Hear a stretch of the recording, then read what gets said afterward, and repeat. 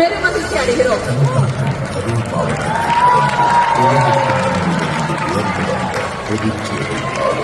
கல்வி, ஒழுக்கம், கடமை மற்றும் மக்கள் நலம் ஆகியவற்றை முதன்மைப்படுத்தியவர். PSG தொழில்நுட்ப கல்லூரியில் எந்திர பொறியியல் பயின்று IIM லக்னோவில் மேலாண்மை கல்வி பெற்றார். 2011ஆம் ஆண்டு UPSC தேர்வில் வெற்றி பெற்று இந்திய காவல் பணியில் கர்நாடக பிரிவில் இணைந்து மக்கள் பாதுகாப்பு, சமூக விழிப்புணர்வு மற்றும் விலங்கியல் வழிகாட்டுதலை முன்னிறுத்தினார். எழுத்தாளர், விவசாய ஆர்வலர், இளைஞர் வழிகாட்டி என பல முகங்களை கொண்ட அவர் தமிழ் மொழி, பண்பாடு, மரபு, சமூக ஒற்றுமை மற்றும் தன்னார்வ தொண்டு ஆகியவற்றின் மீது ஆழ்ந்த பற்று கொண்ட மதிப்புக்குரிய திரு அண்ணாமலை குப்புசாமி அவர்களை நியூ ஜெர்சியில் நடைபெறும் பேரவையின் 39வது தமிழ் விழாவிற்கு நமது பேரவையின் சார்பாக வருக வருக என அன்புடன் வரவேற்கிறோம்.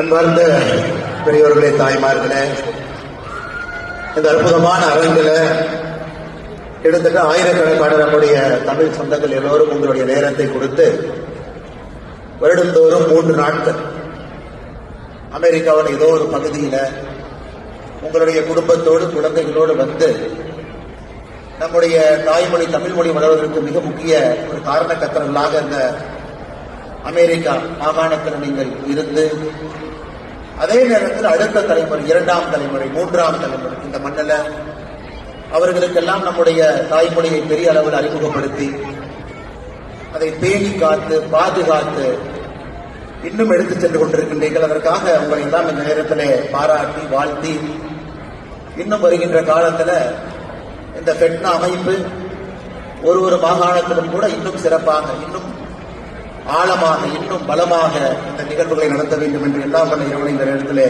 வேண்டிக் கொள்கின்றோம். அருமை சொந்தங்களை, நானும் நேரடியாக விமானத்திலிருந்து இறங்கி இங்கே வந்திருக்கின்றேன். ஆனால் நிச்சயமாக பேசுகின்ற கருத்தை சில நேரத்தில் மறந்து விடுவதற்கு வாய்ப்பு இருக்கிறது என்கின்ற காரணத்தினால இந்த நிகழ்வில் குறிப்பெடுத்து வந்திருக்கின்றேன். இந்த காரணத்திற்கும் கூட முக்கியமான சில கருத்துக்களை உங்களிடம் பகிர வேண்டும். அதை நிச்சயமாக நாம் மறக்கக்கூடாது என்கின்ற ஒரு காரணத்தினால் முன்னிறுத்தியில மூத்தவர்கள் அமர்ந்திருக்கின்றார். VIT பல்கலைக்கழகத்தினுடைய வேந்தர் ஐயா விஸ்வநாதன் அவர்கள், அதே போல VIT குழுமத்தினுடைய தலைவர்கள் இங்கே வந்திருக்கின்றார். அதே போல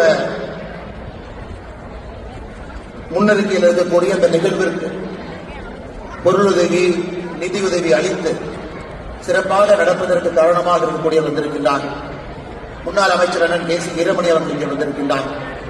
அதே போல எல்லா அந்த அமைப்பினுடைய முக்கிய காரணகர்த்தர்கள் அருமை அண்ணன் விஜய் மணிவேல் அவர்கள் இந்த ஃபெட்னா அமைப்பினுடைய தலைவராக இருந்து தமிழ் குடும்பத்தை மிக சிறப்பாக 2 ஆண்டுகளாக வழிநடத்திக் கொண்டிருக்கின்றார். அவருடைய பெயரை சொல்வதன் மூலமாக எல்லோருக்கும் என்னுடைய நன்றிகளை இந்த நேரத்திலே தெரிவித்துக் கொள்கின்றேன். இப்பொழுது துணைத் தலைவராக, அடுத்த தலைவராக வருவதற்குரிய அருமை சகோதரர் எழிலன் ராமராஜன் அவர்களுக்கும் என்னுடைய வாழ்த்துக்களை தெரிவித்துக் கொள்கின்றேன்.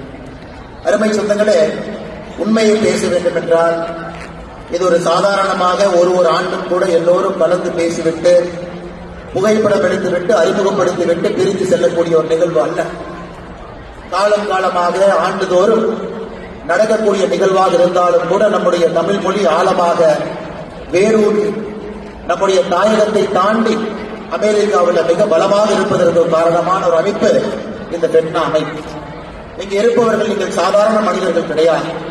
கடுமையாக பணி செய்பவர்கள், உழைப்பவர்கள், பெரிய பெரிய நிறுவனத்தில் பொறுப்பில் இருப்பவர்கள், தொழில் முனைவோர்கள். இருந்தும் நம்முடைய தாய்மொழி தமிழ் மொழிக்காக பெரும் நேரத்தை செலவிட்டு உங்கள் குழந்தைகளுக்கு அதை சொல்லிக் கொடுத்து கஷ்டப்பட்டு இந்த தமிழ் மொழியை வளர்வதற்கு காரணமாக இருக்கக்கூடியவர்கள் நீங்கள்.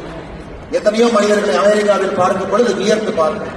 மருத்துவர்களாக இருப்பார்கள், ஆனால் வீட்டிலே தூய தமிழ்ல பேசுவாங்க, குழந்தைகளுக்கு சொல்லிக் கொடுப்பாங்க, தமிழ் பாடத்துல போடுவாங்க. இங்க இருக்கக்கூடிய பள்ளிக்கூடங்கள் இல்லை என்றாலும் கூட அதற்காக முக்கியத்துவம் கொடுப்பாங்க.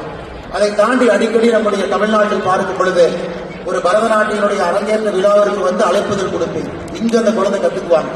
அதை நம்முடைய தாய் திரு தமிழ்நாட்டில் அதற்கான அரங்கேற்றம் நடக்கும். அதை பார்க்கும் பொழுதெல்லாம் வியந்து போவேன், எந்த அளவுக்கு நம்முடைய தாய்மொழிக்கு முக்கியத்துவம் கொடுத்து இங்கே 250 ஆண்டுகள் கடந்து நாளை 250 ஆண்டாக ஒரு அற்புதமான ஒரு நாட்டில், இந்த நாட்டில் குடியேறி இந்த நாட்டினுடைய வளர்ச்சிக்கு பாடுபட்டு அதே நேரத்தில் நம்முடைய தாய்மொழி தமிழ் மொழியை மறக்காம அடுத்தடுத்த கட்டத்திற்கு எடுத்துச் சென்றிருக்கக்கூடிய உங்களை பாராட்டுவதற்காகத்தான் இந்த நிகழ்வு நடக்கிறது என்று முழுமையாக நான் நம்புகின்றேன். அது மட்டுமில்லை, அருமை சொந்தங்களே, இந்த பெட்னா அமைப்பு இந்த ஆண்டு நியூஜெர்சி தமிழ் பேரவையோடு இணைந்து இந்த விழா நடந்து கொண்டிருக்கிறது.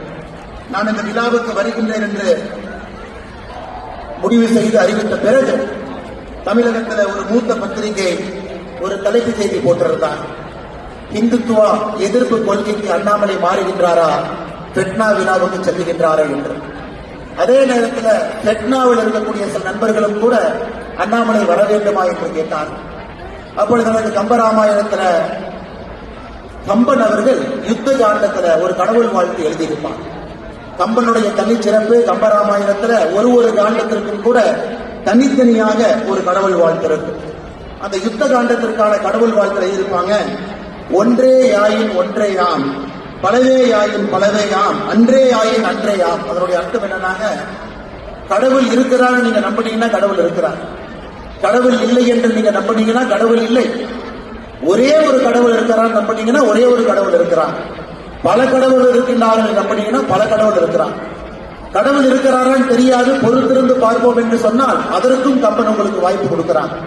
இன்னைக்கு நான் கடவுளை நம்புறேன், நாளைக்கு நம்புவேன்னு தெரியாதனாலும் கம்பன் அந்த வாய்ப்பு கொடுக்கிறான். என்னை பொறுத்தவரை பெட்னா அமைப்பு எப்பொழுதும் அதே போல் இருந்திருக்கிறது. வருகின்ற காலத்திலும் கூட எல்லா சித்தாந்தத்தையும் தாண்டி அனைவரையும் தமிழால் இணைக்கக்கூடிய ஒரு அமைப்பாக தொடர்ந்து இருக்க வேண்டும். அது சாதி மதத்தை எல்லாம் தாண்டி கருத்தியல் அடிப்படையிலே தமிழ் முரண்பாடு இருந்தாலும் கூட அப்படிப்பட்ட ஒரு அமைப்பாக பெட்னா இருக்க வேண்டும் என்று எப்பொழுதும் விரும்புகின்றேன். அப்படித்தான் இருக்கிறது. வருகின்ற காலத்தில் அப்படி இருக்க வேண்டும் என்று இந்த நேரத்தில் சொல்ல விளைகின்றேன். கம்ப ராமாயணத்தில் கம்பன் சொல்லி இருக்கின்றான், கம்பன் எழுதியிருக்கின்றான். உங்களுக்கு கடவுள் மீது நம்பிக்கை இல்லை என்றாலும் கூட கம்பராமாயணத்தில் யுத்த காண்டத்தில் கடவுள் வாழ்த்துல சொல்றார். அதே போல அருமை சொந்தங்களே, இங்க இருக்கக்கூடிய தமிழர்கள் நீங்கள் சாதாரண மனிதர்கள் அல்ல. தென்னாப்பிரிக்கா சென்றிருக்கின்றேன், அங்க இருக்கக்கூடிய தமிழர்களை சந்தித்து உரையாடி இருக்கின்றேன். அங்க தென்னாப்பிரிக்காவில் நம்முடைய தலைவர்கள் சொல்லுவார்கள், அண்ணா ஹிந்துன்னு ஒரு காலம் இருக்கு, தமிழ்னு ஒரு காலம் இருக்கு. இங்க சென்சஸ் நடக்கும் பொழுது தமிழ்நாட்டை சார்ந்த நிறைய தமிழர்கள் இந்து என்கின்ற காலத்தை டிக்கெட் பதிலா தமிழர் என்கின்ற காலத்தை டிக்கெடிக்கிறாங்க, நீங்க கொஞ்சம் சொல்லுங்க, அவர்களை சொல்லி இந்து என்கின்ற காலத்துல டிக்கெடிக்க சொல்லுங்கன்னு சொல்லுவாங்க. அதே போல இலங்கையில் இருக்கக்கூடிய நமக்கு தெரியும், அங்க இருக்கக்கூடிய புலம்பெயர்ந்த தமிழர்கள் எத்தனை ஆண்டுகள் அந்த வடுவோடு நடத்தோடு அதையெல்லாம் தாண்டி தன்னுடைய மொழியை இனத்தை காப்பதற்காக உயிரையெல்லாம் விட்டு நாட்டையெல்லாம் தாண்டி கனடாவில், அமெரிக்காவில், யூகேவில் அதையெல்லாம் தாண்டி நின்று கொண்டிருக்கிறார்கள். அதையும் நாங்கள் பார்த்துக் கொண்டிருக்கின்றோம். மலேசியாவாக இருக்கட்டும், சிங்கப்பூராக இருக்கட்டும், சாதாரணமாக தெருவில் இருக்கக்கூடிய வியாபாரி நண்பர்கள் ஆரம்பித்து துணை ஜனாதிபதி வரை தமிழர்கள் இருப்பதை பார்க்கிறோம். செசலீஸாக இருக்கட்டும், ஒரு பகுதியும் கூட இதற்காக சொல்லுகிறேன் என்றால், நாம் தயவு செய்து நம்முடைய தமிழினத்தை ஒரு சிறிய வட்டத்தில் அடைக்கக்கூடாது. இந்து என்கின்ற வட்டத்தில் அடைக்கக்கூடாது, இஸ்லாமியர் என்கின்ற வட்டத்தில் அடைக்கக்கூடாது, கிறிஸ்தவர் என்கின்ற வட்டத்தில் அடைக்கக்கூடாது. அதையெல்லாம் தாண்டி தமிழர் என்கின்ற வட்டம் ஒரு பெரிய வட்டமாக இருக்க வேண்டும். அதில் எல்லோரும் இருக்க வேண்டும் என்கின்ற அன்பான வேண்டுகோளையும் கூட இந்த பெட்னா மேடையில சொல்வது என்னுடைய பெருமை.